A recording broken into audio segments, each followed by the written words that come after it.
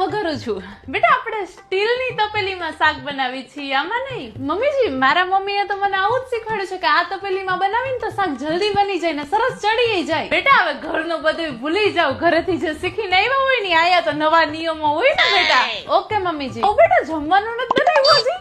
અરે સાસુમાં તમે જ તો કીધું કે ઘરેથી શીખીને આવ્યા હોય એ બધું ભૂલી જાવ, તો મમ્મીએ મને રસોઈ બનાવતા શીખવાડી તો ભૂલી ગઈ.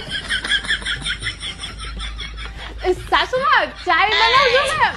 સાસુમાં આજે કામવાળા બેન નથી આવવાના તો કચરો પોતા વાસણ કરી નાખજો ને. મને મમ્મીએ શીખવાડ્યો તો પણ હું ભૂલી ગઈ. તમે કીધું ને ઘરનું ભૂલી જા. પણ બહુ બેટા સેજા કપડા હાય મારા ઘરેથી શીખવાડ્યું તો તું કે સાસરે જઈને કેવા કપડા પહેરવાના, પણ તમે જ કીધું ને કે ઘરે શીખવાડ્યું એ બધું ભૂલી જા તો ભૂલાઈ ગયું. મમ્મી નાસ્તો ને કોફી બનાવજો ને. 11 વાગ્યા બેટા, હવે પડ્યું તમારું સવાર. મારા ઘરે શીખવાડ્યું તો તું કઈક કે કેટલા વાગે ઉઠવું, પણ તમે કીધું ને કે ઘરને ભૂલી જજે તો ભૂલાઈ ગયું. ભારે પડ્યું સાસુમાં. નવી વહુ ને મેળા કરવાનું ધ્યાન રાખવું.